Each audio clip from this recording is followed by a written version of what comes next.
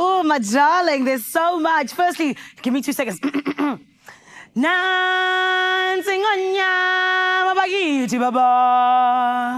And Sana, I'm telling you this much. This is exactly what raised us. It allowed us to be just the creative beings we are and just enjoy The Lion King. And it is none other than Lebo, who is the creative genius behind that beautiful song and the soundtrack of the original Lion King. And this is why today, with Mufasa The Lion King being out internationally in all theaters, we got to sit down and get an exclusive chat with Lebo about what it was that went into making the soundtrack what it is today, all those years ago. Watch this.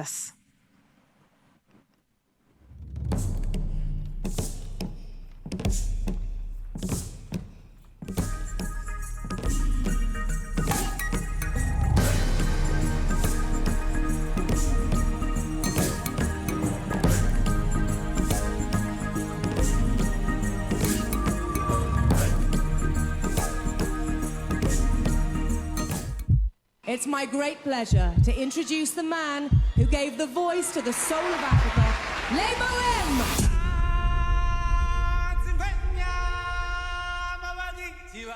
Cape Town really prides itself as one of the centers of culture and music in Africa, but we can't call ourselves that until we've honored legends like Lebo.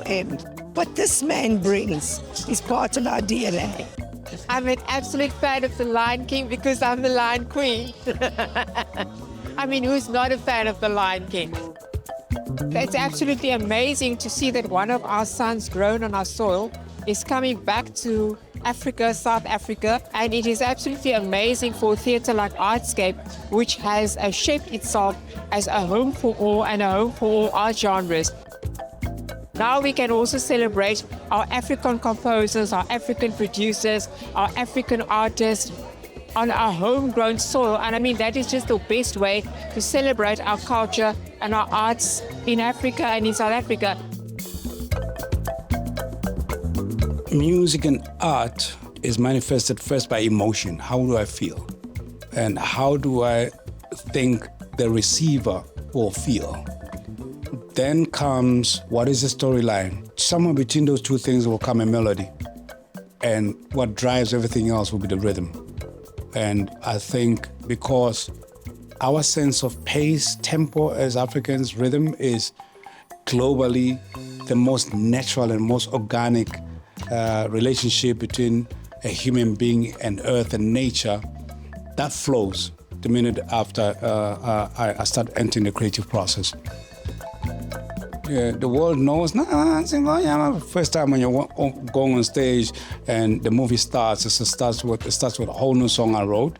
It's called Ngomso, and I find it exciting because that entire process of writing that song, I was alone. The thing was that the meeting was scheduled for me to be with the director and the rest of the creative team at about 11 o'clock. I went in the studio at 7 a.m. By 9 a.m. I'd written the song. So coming into the studio early, playing around, and this is it. Hope they like it. If they don't like it, I'm leaving. By the time the director comes in, I'm actually pre-mixing the various parts that I had done. And thankfully, everybody that came in was like, how do we miss the process of creating this song? And I said, now you gotta wait another 100 years because that's my IP. Yeah, so I loved that challenge of just doing something and taking a risk. Am I a fan of Lebo? I mean, who is not? I mean, the man is literally the soundtrack to everyone's childhood. I mean, who doesn't know that song, right? I think it's incredible what he's done. So yes, I definitely am a fan.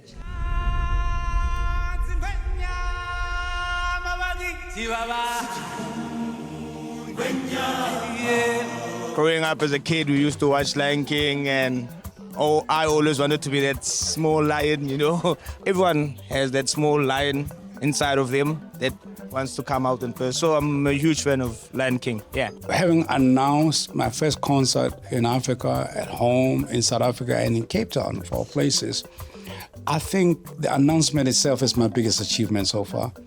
I'm excited. April 11, 12, I'm on stage at Artscape in South Africa. we've been working on this idea for over a decade, and we've cancelled it so many times. But it felt like it's the right time, especially when you have a crossover from Lion King 30 years and entering the Mufasa era for another 30 years. Having done tours around the world, I'm really grateful and honored that the city of Cape Town and us Cape have welcomed us, and we're looking forward to that.